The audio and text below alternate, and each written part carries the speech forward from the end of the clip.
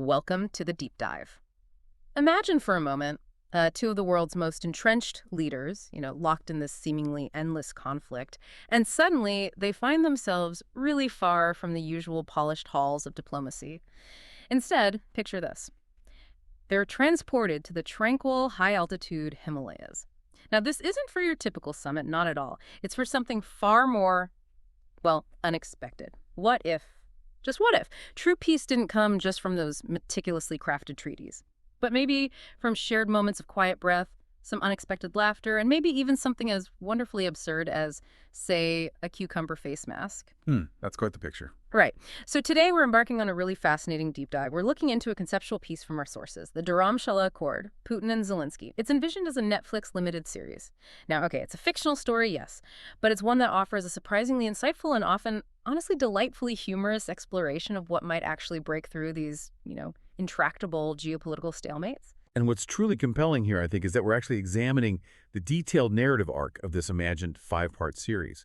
It presents this highly imaginative approach to conflict resolution, and it's mediated by none other than the Dalai Lama himself. So our mission today, really, is to extract the core insights from this unique thought experiment. We're exploring how these, unconventional methods are portrayed to dissolve those deep-seated tensions, and maybe even foster unexpected, sometimes, kind of shocking connections. We'll dig into the scenarios, unpack the rich symbolism, and try to pinpoint the subtle shifts in perspective that this story suggests could genuinely pave the way for peace. Yeah, exactly. So whether you're curious about the intricate dance of international relations, or maybe the profound power of mindfulness, or maybe you just enjoy a good story with a surprising twist, well, this deep dive is definitely designed for you. We'll explore how these deeply ingrained behaviors and sort of fixed mindsets are challenged in this narrative, hopefully offering some profound aha moments about human nature and really the very idea of diplomacy itself. Okay, so as we delve into the first part of this narrative, Dharamshala itself, the place, it really emerges as a vivid character. Our sources paint this truly evocative picture of this Himalayan town, a place where vibrant prayer flags flutter against these towering peaks, where the quiet presence of monks often outnumbers any military display you might expect, and where there's this almost palpable sense of tranquility just permeating the air. Right? It's this spiritual sanctuary, isn't it? Known globally for its unique cultural and religious significance. And it serves as this incredibly stark, very intentional contrast to the high-stakes political drama that's about to unfold. Exactly. The very environment. I mean, from the thin mountain air to the maybe rhythmic chants you hear in the background, it immediately signals this radical departure from the traditional power dynamics, the aggressive posturing we often see in international negotiations. It suggests the setting itself can be a powerful, maybe even disarming force. Totally. And then we witness the entrances of the two leaders. Oh, this is good. It's a study in profound opposites. It immediately sets the tone for the entire series, Okay, lay it on us. So first, the arrival of Putin. The scene depicted in our sources, it's incredibly cinematic. Picture this. A 25-car Russian convoy. A behemoth of steel and dark glass just rumbling through these narrow, winding mountain roads. Wow. 25 cars. It's a statement. It is a statement. The sheer weight and noise of it seems to just assault the peaceful quiet of the town. It's this imposing display of raw power designed to command attention and respect. And as Putin steps out, the narrative describes him scowling at the thin air. That detail speaks volumes, doesn't it? It really does, scowling at the air. He instantly demands more oxygen, and then, with his characteristic audacity, suggests to annex it. Annex the air. Oh, okay. It highlights that inherent desire for absolute control, doesn't it? Yeah. Dominance extending even to nature itself. Precisely. But the local reaction, this is a fascinating counterpoint. They just sip butter tea, unimpressed. Unimpressed. I love that. It underscores the spiritual town's serene indifference to these worldly displays of force. They're observers, not participants in this power play. Their calm reflects a different kind of strength. A quiet defiance, almost. Maybe. Then Zelensky's arrival. It's meticulously crafted as a deliberate contrast, almost the antithesis of Putin's. Okay, how so? He arrives in hiking boots, no motorcade, just laughing with a group of monks, maybe even joining a chant, So completely different energy. Accessible, informal. Totally. And his lighthearted comment to the monks, "At home, they call me a comedian. Here, I'm just the opening act for the Dalai Lama." It just showcases this deeply adaptable, less rigid character a starkly different public image. It's a moment of humility, self-awareness, designed to connect, not dominate. Right, so if we connect this to the bigger picture, this initial contrast is absolutely crucial. It's fundamental. It immediately establishes the core challenge the narrative wants to address. Yeah. How do you bring together two leaders with such fundamentally different approaches to power, perception, public image, Yeah. and then put them in an environment specifically designed to disarm them both? Yeah. The setting isn't just a backdrop. It's an active diplomatic tool here. You see Putin's suspicion, his desire for control, met with this quiet, unmoving, yet spiritually potent presence of Dharamshala, while Zelensky's adaptability sort of finds a natural resonance with the local culture. So the environment itself is challenging them before they even say hello. Exactly. Yeah. The usual power dynamics are subtly challenged, subverted by the environment itself, long before any formal words are exchanged. It's a strategic psychological move from the outset. And then, amidst all this geopolitical weight, we encounter an unexpected player, a goat. A goat. Okay, I'm intrigued. Not just any goat. This isn't merely a stray animal wandering by. According to the sources, it becomes this unexpected agent of soft power, even symbolic resistance. The first encounter is apparently quite memorable. A goat wanders directly into Putin's imposing convoy, and rather than scurry away, it just stares Putin down like it's defending democracy. No way. Stares him down. That's brilliant. It's such a subtle yet powerfully humorous challenge to his authority, right? Yeah. A cheeky commentary on the whole grand procession. Absolutely. And what really captures the imagination is that this seemingly minor detail, it's repeated throughout the series, it becomes this recurring motif. So the goat keeps showing up. Yep. It represents unexpected interruptions, maybe the unyielding presence of nature, or perhaps just the simple, untroubled perspective of life that exists outside human power struggles. It's a grounding element, a constant, gentle reminder of a reality beyond geopolitics. I like that. The goat as a reality check. Kind of. Good. Then there's the Dalai Lama's welcoming ceremony. Equally unconventional, it delivers his very first direct and pretty profound challenge. Picture the serene monastery courtyard.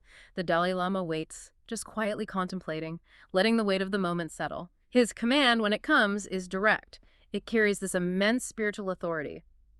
Welcome, gentlemen. Please remove your shoes and your egos. Wow. Shoes and egos. That's blunt. Totally blunt. It's a non-negotiable demand, a profound challenge, not to their political positions, but to their ingrained identities, the public personas that define their power. It targets the psychological armor they wear. Exactly. And their compliance, or lack thereof, is deeply revealing. Putin apparently grumbles but complies. A hint maybe of his underlying adherence to rules, even reluctantly, but also his struggle with giving up control. Interesting tension there.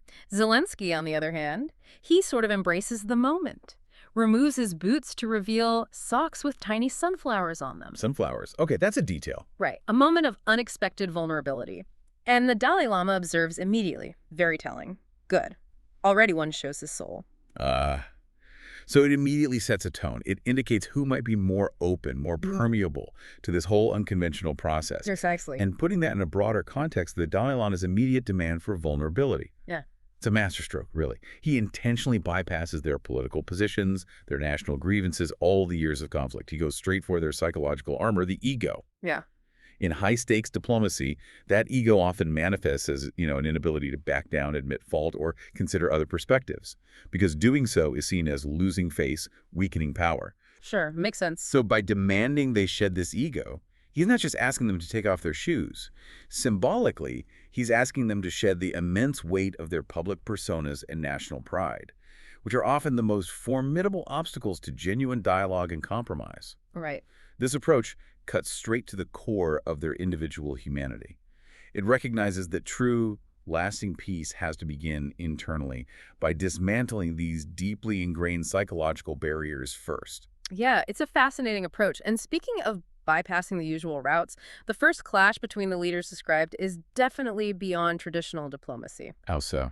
Well, Putin, still stuck in his usual frameworks, immediately pushes for formality. He demands, where is the draft agreement? Where is NATO in this? He's looking for those familiar structures. Right, the usual script. But the Dalai Lama's rebuttal is profound. It instantly reorients the whole discussion. He asks, where is NATO? Where is your breath? Have you even inhaled since Crimea? Wow, okay. That's quite a pivot. It's masterful, isn't it? A pivot from abstract geopolitical concerns to internal personal states. directly linking political aggression and tension to something as fundamental as breath, a core idea in mindfulness. The implication being you can't fix the outside until you fix the inside. Kind of, yeah. Before you address external conflicts, you have to address your internal state. And Zelenskyy, witnessing this, apparently responds with a smirk. He whispers a relatable observation to Putin, creating this subtle early connection through shared absurdity. He jokes that the Dalai Lama is like this with everyone and will probably make them hum next, gently nudging Putin to maybe just roll with it. Ha, a little bit of shared eye rolling, perhaps, Yeah. bonding over the weirdness. Exactly. And the narrative then cleverly moves to what it calls tea diplomacy, a moment designed to subtly dissolve their defenses. Tea diplomacy, okay. Monks serve hot butter tea, a staple in the Himalayas. Putin, used to different tastes, finds it too salty. Predictable, maybe. Zelenskyy, with his usual wit, quips, too peaceful. But the Dalai Lama's explanation clarifies the intention. Exactly, it dissolves your defenses. The tea itself, its unusual flavor, its symbolic function, becomes this powerful metaphor for the whole unconventional process they're in. I see. The tea is part of the therapy. Pretty much. And as if on cue, our intrepid goat from earlier wanders in again. Yeah. A consistent, grounding presence. The goat returns. Putin eyes it suspiciously, his geopolitical paranoia still buzzing. He mutters something like, "It's CIA trained." Oh, honestly. Even the goat. Apparently. But Zelenskyy, showing his openness, simply fields it a biscuit, which prompts the Dalai Lama to declare, "See, even the goat knows how to share. Learn from the goat." Learn from the goat. That's got to be a first in diplomacy. It beautifully reinforces the message of simple, fundamental truths, right? Juxtaposing the natural world's unassuming wisdom against the complexities of human conflict and suspicion. It's a reminder that basic acts of sharing and presence can be profoundly disarming. Yeah, placing this in context, the subtle tea diplomacy and the goat's recurring appearances, Yeah. they aren't just narrative flourishes. They're integral to the Dalai Lama's strategy. He's not just addressing a conflict as a political problem, but as a deeply human one, often rooted in rigidity, suspicion, a lack of authentic connection. The tea, the goat, the repeated absurd situations. They are all carefully orchestrated tools designed to disrupt their ingrained patterns of thought and behavior. Breaking the mold. Exactly. This approach highlights the idea that sometimes the most effective diplomatic tools are those that bypass intellectual defenses and speak directly to the shared human experience, creating moments of levity, introspection, or even simple discomfort that traditional formal negotiation just can't achieve. It's about breaking their conditioned responses. So as this first part draws to a close, we get this clear foreshadowing of the central theme, the power of breath as a new path forward. The Dalai Lama leads them to a cliff edge overlooking this vast, silent valley, a powerful visual, literally emphasizing a shift in perspective. Setting the stage. Yep. His mandate for tomorrow is delivered with calm authority. Tomorrow, you will not negotiate. You will breathe. He says, peace is not signing papers. Peace is managing emotions. Tomorrow, we breathe together. Wow. Okay, so no talks, just breathing. Right. This sets the stage for the core, unconventional method that will define the rest of the summit. And the leaders' reactions are classic, perfectly in character. Putin's dismissive, "I came for power, not yoga," Of course. versus Zelenskyy's pragmatic, but still slightly incredulous, "Well, at least it's cheaper than F-16s. Huh. That's good. Got to appreciate the dark humor there. It highlights their lingering skepticism, right? And even as they're being drawn into this unusual process. So reflecting on this first part, for you, the listener, consider how this opening sequence profoundly challenges our assumptions about how peace is actually made. It suggests that before any political discussions can truly take root, there might be this crucial, often overlooked step addressing the human element, the personal tension, the ego. Finding an entrance point that bypasses the usual defenses. Exactly. It hints that true peace might begin not in some sterile negotiation room, but actually within oneself. Okay, our journey continues with what our sources vividly call the breathing war. Just imagine the absolute last thing these two formidable leaders would expect to encounter at a high-stakes peace summit. And I'm guessing not another 25-car convoy. Definitely not. The narrative opens with this ethereal mist of dawn clinging to the mountains. Solemn monks carry rolled-up yoga mats into the monastery courtyard. And the Dalai Lama's opening line for the day sets the tone perfectly. Simple, yet profound. Today, gentlemen, you will not argue, you will inhale. Yoga mats. Right. Okay. Putin, ever vigilant, ever wary, apparently eyes the mats like they're landmines. His ingrained suspicion, his resistance to anything outside his direct control, it's immediately evident. Landmines. Wow. Okay. But this resistance is quickly met with Zelensky's characteristic banter. Don't worry, Vladimir, the mats are not NATO supplied. Always ready with a line. It's a playful jab, right? Yeah. Even amidst the tension, it serves to humanize the moment, subtly lighten the mood. It does. It keeps things from getting too heavy, maybe. And this moment immediately ushers us into what we could call the battle of the postures. It's a compelling metaphor for the deep-seated rigidity versus the inherent flexibility of these two leaders. Rigidity versus flexibility. Okay. Zelenskyy, with his more agile, adaptable nature, folds easily into a cross-legged position, apparently showing off like he's in a gym class. Okay. Bit of a showman. It demonstrates not just physical flexibility, but maybe, by extension, a greater mental and emotional openness to new experiences. Makes sense. Putin, however, struggles, visibly. As he attempts the posture, he topples sideways like a rigid oak tree in a storm. Oof. That's quite an image. A rigid oak. It's a powerful, almost poetic visual metaphor, isn't it? For his inflexibility, his entrenched resistance to new ways of being, his inability to easily adapt. Definitely. And the Dalai Lama, with his characteristic calm wisdom, offers a direct lesson tailored specifically for Putin. Even a mighty oak must bend to survive. A direct challenge to Putin's idea of strength. Totally. It suggests that rigid adherence to old ways can, in fact, be a significant liability in this new context, but Putin's defiant response, oh, it's perfect. In Russia, oaks bend to me. Wow. Okay. No. He's not backing down. Not an inch. It perfectly encapsulates his core identity, tied to absolute power and control. And witnessing this struggle, Zelenskyy apparently can't help himself. He bursts out laughing, nearly falling over himself. Laughter again. Yeah, further demonstrating his less guarded nature and, crucially, creating this unexpected, if brief, shared moment of human absurdity with Putin, even if Putin isn't laughing back. Right. Shared experience, even if the reactions differ. And one of the most remarkable turns here, according to the sources, is when the Dalai Lama introduces these practical exercises. He masterfully reframes complex geopolitical issues into simple, yet deeply symbolic physical actions. How does that work? Well, it brings up a crucial question for us to consider. Can physical acts of mindfulness truly impact these deeply entrenched political grudges? Mindfulness, at its core, it's the practice of focusing on the present moment without judgment, right? Helping people detach from reactive emotions, gain perspective. Okay. So the Dalai Lama's instructions are strikingly specific and symbolic. He directs them. Inhale deeply. Smell the butter tea. Connecting back to the tea. Exactly. Connecting breath to a grounding sensory experience, rooting them in the present. Then exhale slowly. Release the sanctions. Oh, directly linking breath to policy. Directly. Linking a physical action to a major political grievance. Framing the act of breathing as a form of emotional and political letting go. That's clever. He continues this pattern. Inhale again, drawing compassion, and exhale once more, expel your grudges. And apparently the courtyard fills with these loud, exaggerated whoosh sounds, emphasizing this raw, physical release of accumulated tension. I can almost hear it. Zelenskyy, ever the performer, embraces the absurdity. He makes comical wind noises, waving his arms. Of course he does. Putin, though, is visibly annoyed. He mutters, "This is how KGB trained us not to drown," highlighting how his professional conditioning just conflicts with this spiritual exercise. Right, falling back on his training. But the Dalai Lama delivers this profound, immediate correction. No, this is how you learn not to drown in your own anger. That's powerful. Reframing survival. Exactly. Reframing strength and survival from physical endurance against water to emotional resilience against internal rage.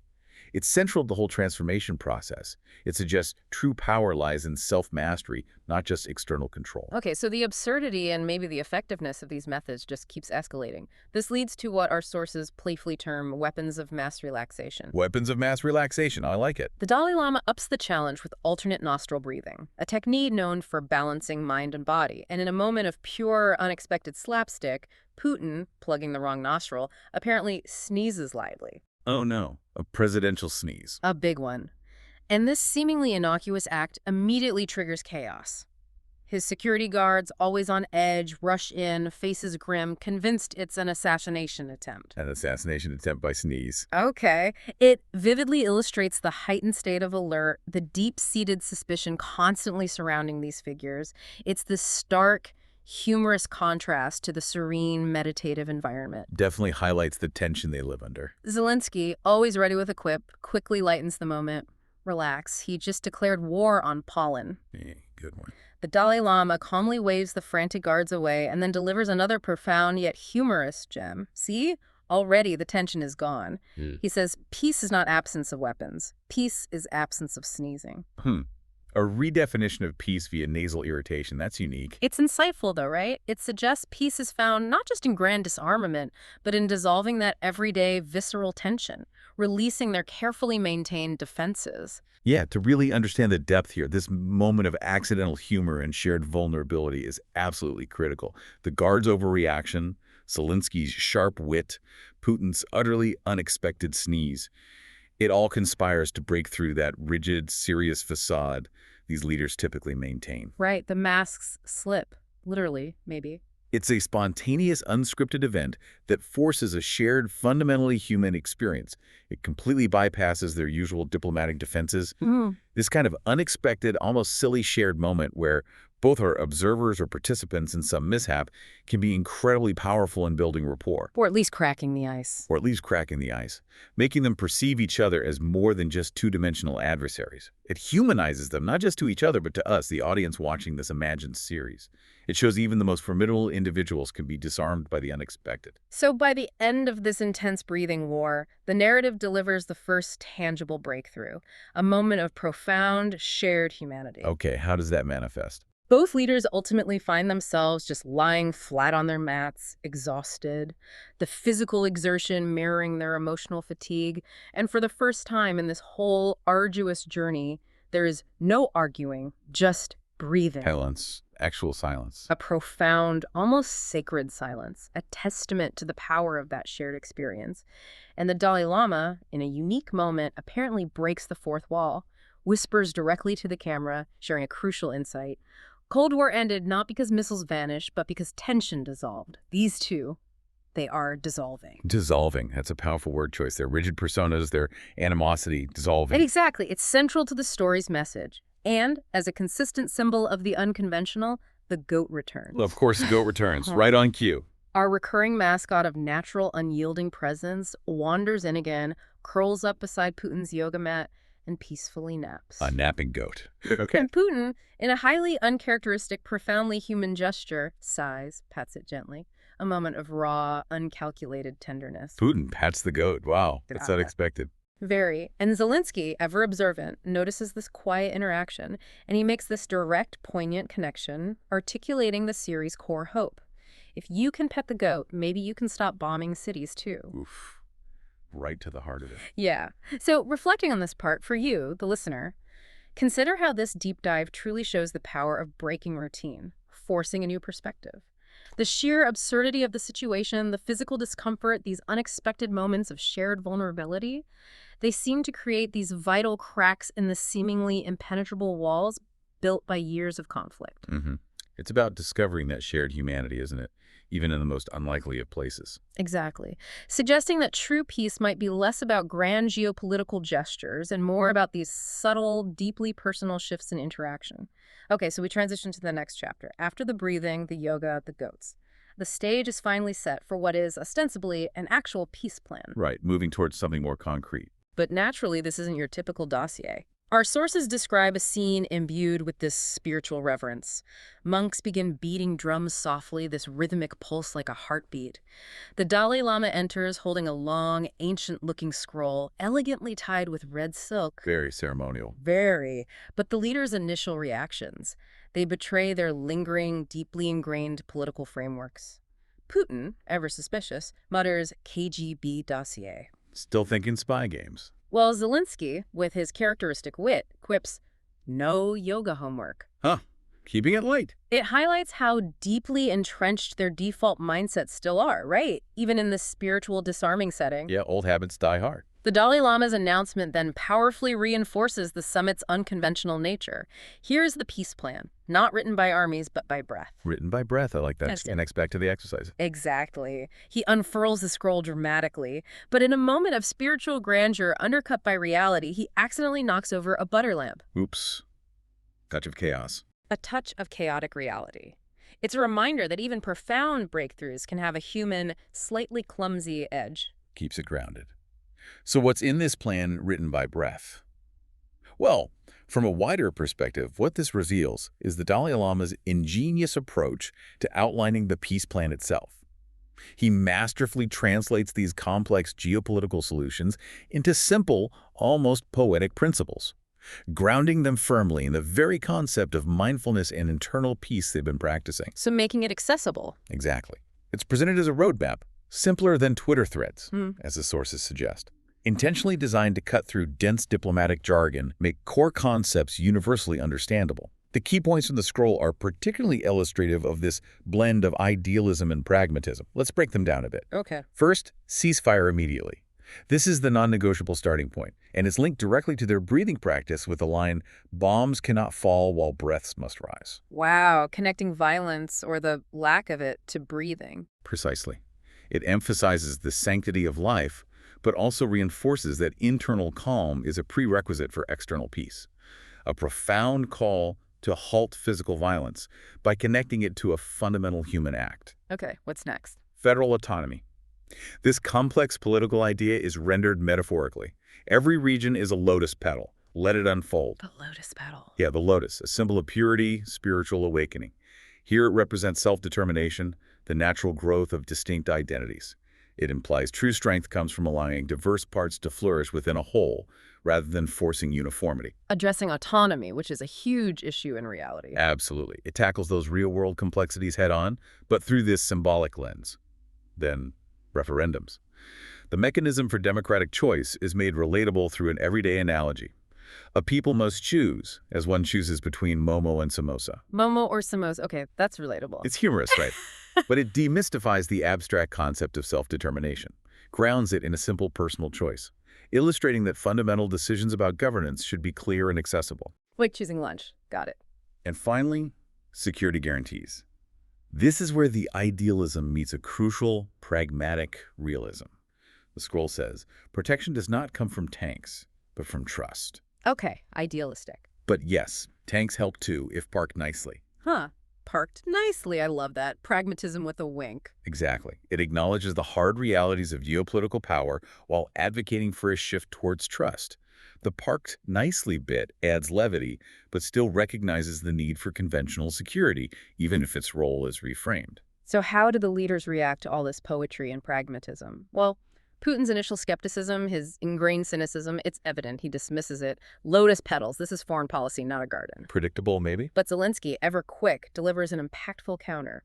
Better a lotus than a landmine. Ooh, sharp. Contrasting growth with destruction. Right. Powerful imagery. And the debate quickly escalates to the core philosophical difference between them. Weakness versus strength, control versus letting go. The central tension. Putin, predictably, pounces on the federal autonomy concept, immediately frames it as weakness, a threat to his vision of centralized power. The Dalai Lama, however, calmly interrupts and masterfully reframes this fundamental dichotomy. Weakness is needing to control. Strength is letting go. Turning Putin's philosophy on its head. Directly challenging his entire core philosophy of power, suggesting his relentless grip might actually be his greatest vulnerability. And Zelenskyy, seizing the opportunity, playfully but pointedly reinforces it. Say, even the Dalai Lama says you're clingy. Clingy? Oh, wow. Did Putin react to that? Here's the surprising part. He surprisingly does not respond. Silence again. Interesting. This unexpected silence from a leader known for immediate forceful rebuttals, it indicates a possible internal shift. A moment of deep processing, maybe, where the Dalai Lama's words are actually resonating beneath the usual defenses. Fascinating. A crack in the armor. Maybe. And then comes one of the most remarkable turns. A brilliantly simple yet profound demonstration. The Dalai Lama uses an everyday object to illustrate a complex concept. He takes out 2 teacups, fills them precisely to the brim. Teacups this time, okay. And challenges the leaders to walk across the courtyard without spilling a single drop.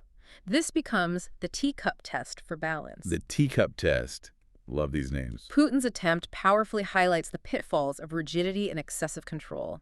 He walks stiffly, hyper-focused, body taut with concentration, and predictably, he spills. Too rigid. His method, like his political approach, too unyielding. Zelensky's attempt, in stark contrast, illustrates the dangers of recklessness or lack of focus. He strolls casually, humming, maybe overconfident, and he spills too. Too reckless. The Dalai Lama's lesson is crystal clear, direct. Both wrong. Peace is not rigidity or recklessness, it is balance.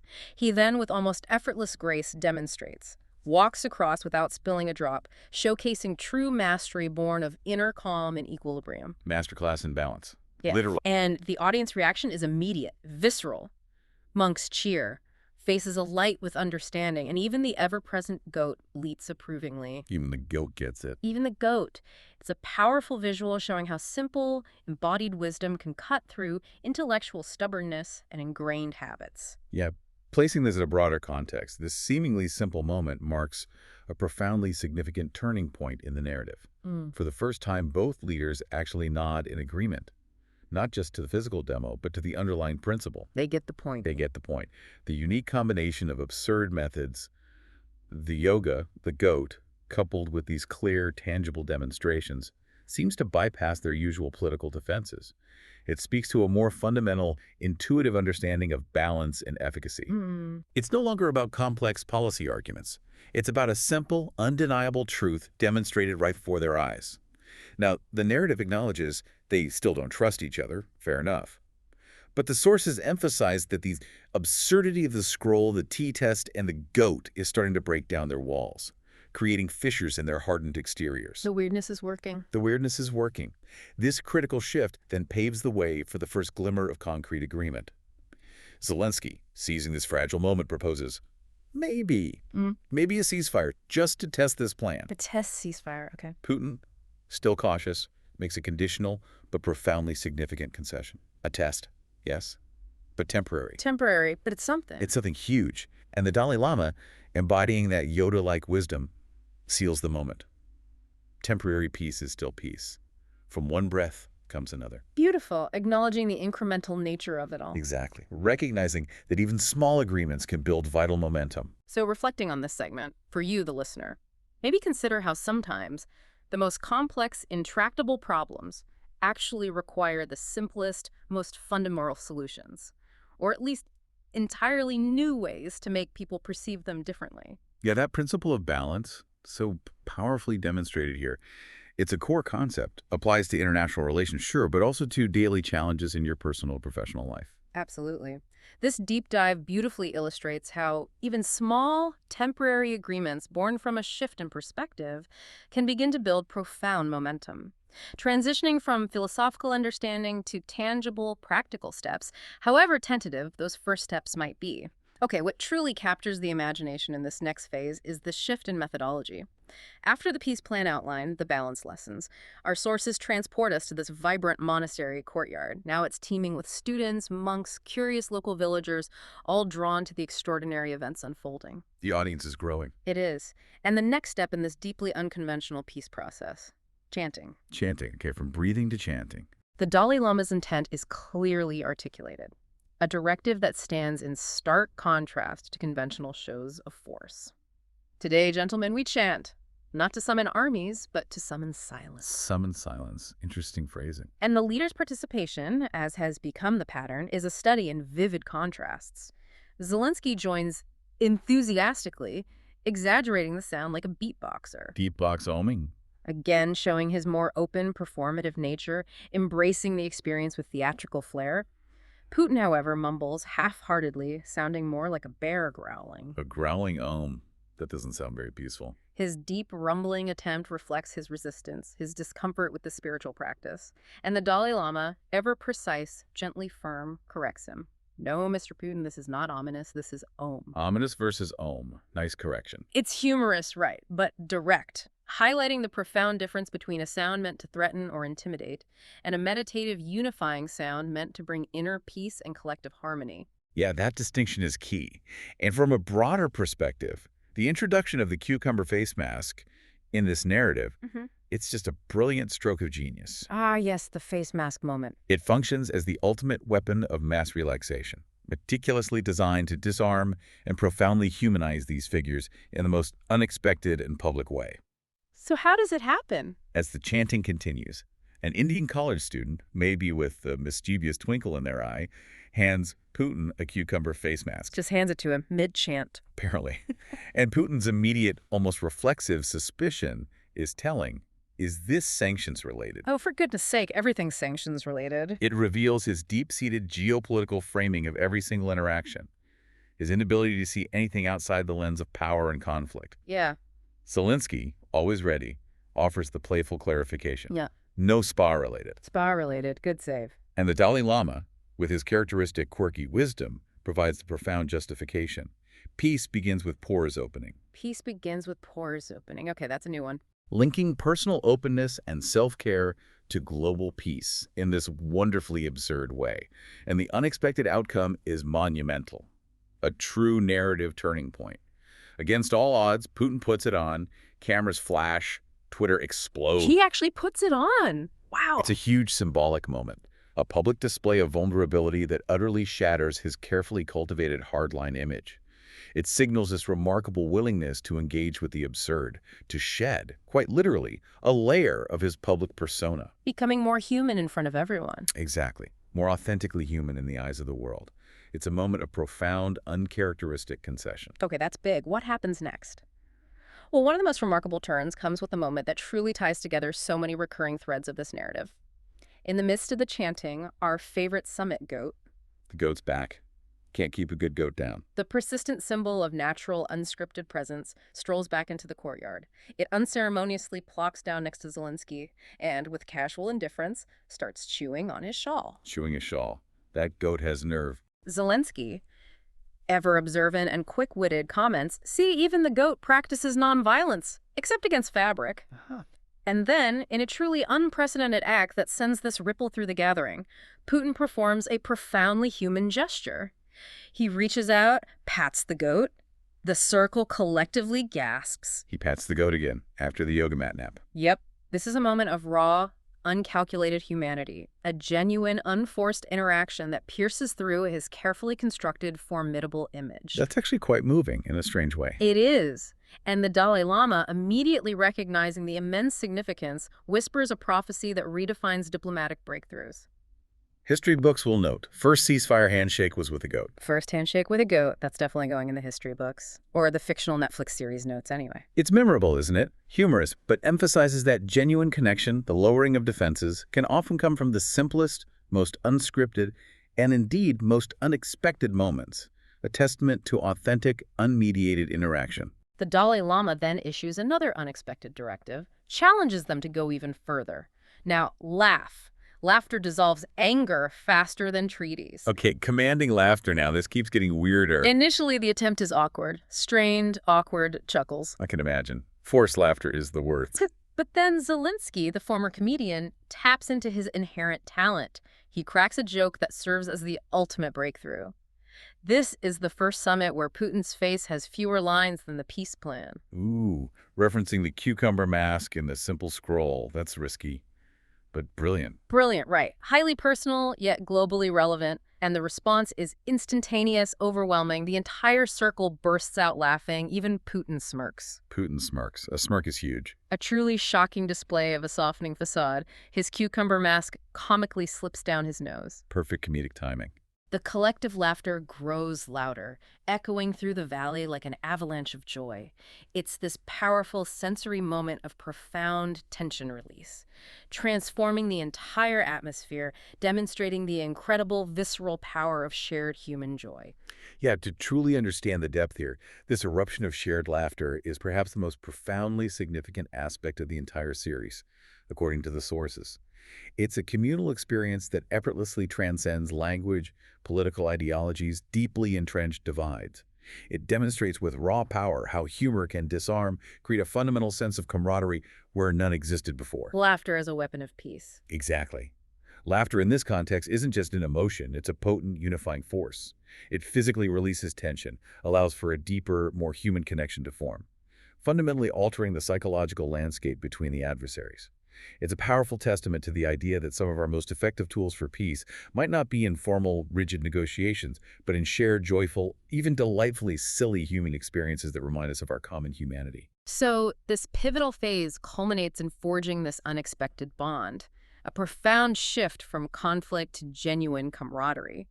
Post-laughter, Putin and Zelensky find themselves sitting side by side, breathless, faces flushed, sharing this rare moment of relaxed, unforced interaction. The calm after the storm of laughter. Zelensky, still riding the wave of shared humor, offers a playful suggestion. If this works, next G20 should be in a spa. I'd watch that G20. And then, in a truly shocking, utterly unexpected moment of lighthearted banter and shared humanity, Putin responds playfully. His usual gravitas momentarily forgotten, only if I get the cucumber mask first. No, he actually bantered back. About the mask. That's what the sources describe. It's incredibly powerful, signaling a genuine crack in their long-standing animosity. That is genuinely shocking. Wow. The Dalai Lama, observing this triumph, raises his prayer beads, delivers a poignant summation. The first ceasefire was not a document. It was a punchline. The ceasefire was a punchline. Perfect. So reflecting on this, for you, the listener, consider how this segment is entirely about the transformative power of shared experience, breaking down formal barriers. It illustrates how humor, vulnerability, simple acts of genuine connection like petting a goat or sharing an uncontrollable laugh can create an entirely new dynamic, one that truly opens the door for authentic progress. It's a powerful reminder that beneath all the titles, the power, the historical grievances, there are still people. Exactly. And people fundamentally respond to shared humanity. Okay, our deep dive has brought us to the culmination of this incredible conceptual series. The monastery courtyard, once the scene of awkward yoga and, salty butter tea, it's now packed. Journalists jostling for position, monks radiating this serene anticipation, local villagers craning their necks, and our ever-present cast members, the goats, and apparently even a confused cow have wandered in for the spectacle. A confused cow. Okay, The absurdity continues right to the end. It seems so. This is the moment of truth. The Dalai Lama walks to the center, holding a simple prayer bell. His opening statement beautifully ties back to the initial breathing exercises, the entire journey they've undertaken. Today is not about victory. Today is about exhalation. Let us breathe peace into being. Exhalation, bringing it full circle. He rings the bell, a single resonant note echoing across the valley, its sound symbolizing the spread of this new approach to peace. A resonance that promises to extend far beyond Dharamshala. Nice touch. And the signing ceremony itself. Is it traditional? Well, what's truly compelling here is the deliberate simplicity of the ceremony itself. This is a radical departure from traditional diplomatic pomp. No fancy flags or anything? Nope. No elaborate flags, no grand podiums. Just a low wooden table adorned with simple teacups and flower petals. Wow. Minimalist. Gary, this minimalist approach powerfully underscores the core message. That the content of the accord, and more importantly, the profound transformation of the individuals involved, is far more significant than any external show of pomp and circumstance. Substance over style. Exactly. The document itself is described as a concise, one-page parchment, starkly titled the Dharamshala Accord. This suggests clarity, directness, a refreshing lack of the complex, multi-layered clauses that often characterize international treaties, reinforcing the idea that peace should be straightforward. One page. That is simpler than a Netflix contract. Right. And the leader's final hesitation is palpable. Putin adjusts his zoot, visibly reluctant, still battling his ingrained resistance to vulnerability. Last-minute doubts. Maybe. Zelenskyy, with his characteristic light touch, offers a final, gentle nudge. Come on, it's shorter than a Netflix contract. He actually uses that line. He does. And the Dalai Lama, ever wise, provides the ultimate motivation, cutting through their lingering doubts. Yes. Peace should be shorter than war. Oof, powerful line. With that, both leaders, with this blend of relief and perhaps lingering disbelief, sign the parchment. Their signatures are met with a wave of cheers from the monks, the familiar bleats from the goat. The goat approves. And even a dramatic fainting in the crowd, adding a touch of the extraordinary to this unprecedented event. Someone fainted. Wow. Okay, so it's signed. What about the media reaction? This is where it gets really interesting, as the sources describe it. The world's media, this swarm of cameras and microphones, descends upon the courtyard, desperately trying to make sense of this unprecedented event and the leaders' responses to the inevitable questions, just as unconventional and revealing as the summit itself. Okay, give us the sound bites. A BBC reporter manages to ask President Putin what made him finally change his mind. His soundbite, delivered with maybe a hint of a wry smile, is both profound and incredibly concise, encapsulating his entire transformative journey. Less NATO, more namaste. Less NATO, more namaste. Wow, that's quite the statement. Isn't it? It signifies this profound shift from focusing on military alliances and external threats to embracing internal calm, spiritual connection, maybe a more peaceful approach. Huge shift. And Zelensky. A CNN reporter turns to President Zelensky, asking if this newfound peace is genuinely real. His soundbite is equally memorable, a direct, humorous, deeply personal nod to their shared, unexpected experience. As real as a cucumber mask. As real as a cucumber mask. Yeah. Perfect. Anchoring it in that shared absurdity. Exactly. It speaks volumes about the unorthodox path they took. But the Dalai Lama, sensing the media frenzy might oversimplify, interrupts the flurry of questions. He manages expectations, emphasizes the ongoing effort required. Peace is not an event. Peace is a practice. Today is just the first inhale. Crucial clarification. It's a process, not a single event. Precisely. A crucial reminder that this is merely the beginning of a continuous journey, not a final destination. So no mission accomplished banner then? Definitely not. And of course, no global event is complete without an iconic photo op. The money shot. The image is meticulously staged, yet imbued with these unconventional elements that speak volumes about what's transpired. Putin is seen draped in a Tibetan white scarf, a traditional symbol of honor, respect, purity, signifying his acceptance, his participation. Okay, accepting the local culture. Zelensky holds prayer beads. Another subtle nod to the spiritual journey, the mindfulness practices they endured. The Dalai Lama stands serenely in the middle, beaming, the quiet architect of this unique piece, and, fittingly, our persistent goat. Don't tell me. Ever the uninvited but cherished guest sneaks into frame. The goat photobombs the peace accord signing. Brilliant. Becoming the enduring, almost cheeky symbol of the unconventional, the grounding presence that challenged and charmed them both. That's fantastic. The camera's flash capturing this extraordinary tableau, and the photo instantly trends worldwide with the hashtag #OmStopTheWar. Hashtag OmStopTheWar. Wow, that captures the blend perfectly. It vividly illustrates the series' concept of profound global impact, public reception, demonstrating how deeply unconventional methods can capture the global imagination, offer a refreshing counter-narrative to traditional conflict resolution. Yeah, and to truly understand the depth of this conclusion, the epilogue offers this reflective, enduring message. It encapsulates the series' core philosophy. As evening falls, the leaders sit quietly, perhaps for the first time truly in peace. And the Dalai Lama reiterates a crucial insight that transcends the immediate accord. What does he say? He explains that the Cold War ended not because weapons vanished, but because tension dissolved. Today, two men dissolve a little of their tension. Tomorrow, maybe more. Focusing on the internal shift again, dissolving tension. Exactly. Emphasizing that the true lasting shift is internal and relational, a change in the psychological landscape that underpins external actions. And then, in a powerful nonverbal representation of true, if nascent, accord, Putin exhales long and deep, a profound release. And crucially, Zelensky matches him. Their breaths, for once, sinking. For the first time in their complex relationship, they breathe in rhythm. Wow, breathing in rhythm, that's subtle but powerful. It's a profound moment of shared, unforced harmony, symbolizing a fundamental shift in their relationship that transcends any signed document, suggesting a deeper, more human connection has begun to form. So, reflecting on this final part of our deep dive for you, the listener, maybe consider how this incredible thought experiment suggests that perhaps the true accord isn't solely a meticulously drafted document, but rather a profound shift in human connection and emotional management. It's a powerful idea that peace isn't a fixed destination you simply arrive at, but a continuous journey, a daily practice of managing your internal states just as much as you manage external conflicts. So what does this all truly reveal?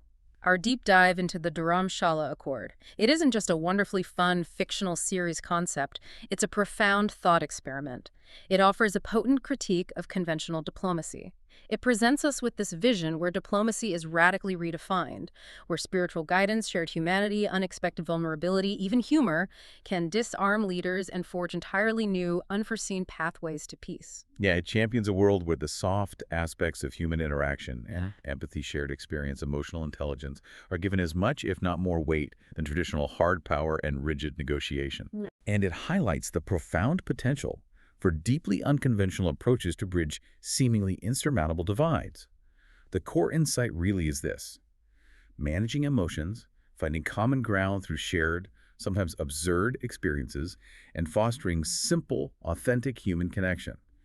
That could be the real path to dissolving fundamental tensions, rather than merely negotiating from entrenched positions. Right. It genuinely encourages critical thinking about the how of peacemaking, questioning our ingrained assumptions about power, vulnerability, and what truly constitutes strength.